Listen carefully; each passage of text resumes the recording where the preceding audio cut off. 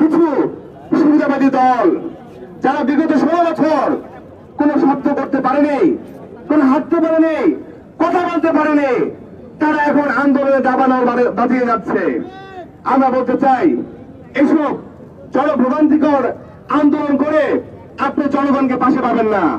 ইতিমধ্যেই আপনাদের অবস্থান জনগণ জেনে গিয়েছে, নগরবাসী বুঝে গিয়েছে আপনারা নির্বাচিত হলে কি করবেন। আমরা বলতে চাই, ইশরাক ভাই, আপনি পুরান ঢাকার সন্তান, আমাদের সন্তান, কৃতি সন্তান, কিন্তু আপনি যে পথে পা বাড়াচ্ছেন তা মোটেও সুবিধার নয়। আপনি বলতে যাচ্ছেন মেয়র হবেন, আপনি মেয়র হলে কি করবেন আমরা বুঝতে পেরেছি।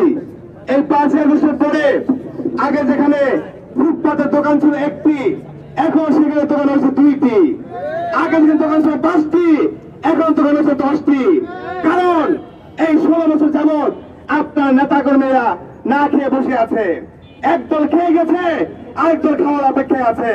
সুতরাং এই খাওয়া খাইয়ের জন্য আপনাদেরকে আমরা মেয়র বানাতে চাই না। আমরা বলতে চাই, আগে সংস্কার কার্যক্রম হবে, এই অথর্ব ইসি পুনর্গঠন হবে এবং সুষ্ঠুভাবে স্থানীয় সরকার নির্বাচন দিতে হবে। জনগণ ভোগান্তিতে রয়েছে, নাগরিক সুবিধা ব্যাহত হচ্ছে, কিন্তু আপনি সুবিধার দিকে লক্ষ্য না করে বরং প্রত্যেকটা পাড়ায় মহল্লায়, প্রত্যেকটা ওয়ার্ডে ওয়ার্ডে আপনার যে নেতাকর্মীরা রয়েছে তার চাঁদাবাজের মহড়া দিচ্ছে এবং জনগণের ভোগান্তি চরম পর্যায়ে নেমে এসেছে। আমরা এর নির্মূল চাই, আমরা এর প্রতিবাদ চাই। আমরা বলতে চাই, এই অথর্ব ইসি অনতিবিলম্বে পুনর্গঠন করতে হবে। যে ইসি বিগত 16 বছর যাবৎ অথর্ব ভুয়া নির্বাচন কমিশনের দায়িত্ব ছিল, তাদের কোনো বিচার করতে পারে নাই এবং এই অথর্ব নির্বাচন অফিসারদেরকে কোন রকম ধরনের বরখাস্ত করতে পারে নাই। তাদের এই জুলাই পরবর্তী বাংলাদেশে তাদের থাকার কোনো দায়িত্ব নাই। আমরা বলতে চাই, নতুন দেশপ্রেমিক কর্মকর্তাদেরকে দিয়ে এবং সকল দলের পরামর্শ ভিত্তিক একটি নতুন নির্বাচন কমিশন গঠন করতে হবে এবং অনতিবিলম্বে স্থানীয় সরকার নির্বাচন দিতে হবে।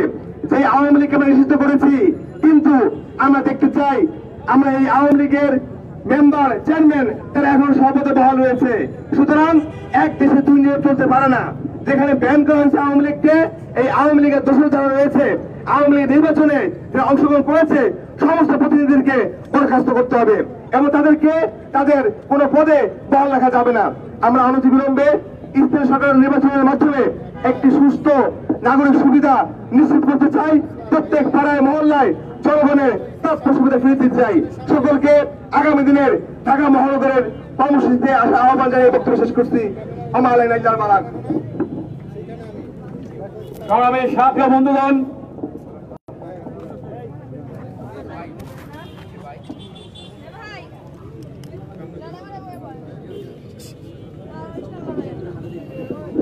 সংগ্রামী সাথী বন্ধুগণ, জাতীয় নাগরিক পার্টি ঢাকা মহানগর কর্তৃক আয়োজিত ইসি পুনর্গঠন ও অবিলম্বে স্থানীয় সরকার নির্বাচনের দাবিতে আজকের এই সমাবেশের এ পর্যায়ে বক্তব্য নিয়ে আসছেন জাতীয় নাগরিক পার্টির কামরাঙ্গীরচর থানার সংগ্রামী প্রতিনিধি অ্যাডভোকেট মেহেদী হাসান।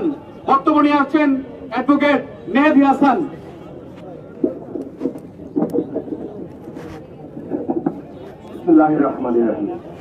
আজকে যারা নগর ভবন দখল করে, জনসেবা ব্যাহত করে, যান চলাচলের ভোগান্তি সৃষ্টি করে নগর ভবন দখল করে আছেন, তালা দিয়ে আছেন, তাদের উদ্দেশ্যে আমরা বলতে চাই, 24শে জুলাইয়ে যদি আমাদের 2000 ভাই বোনের রক্তে রঞ্জিত না হতো বাংলাদেশের রাজপথ, আপনাদের চেহারা আমরা খুঁজে পেতাম না, আমরা দেখতে পেতাম না আপনারা কোথায় আছেন, আপনারা কি করতেছেন।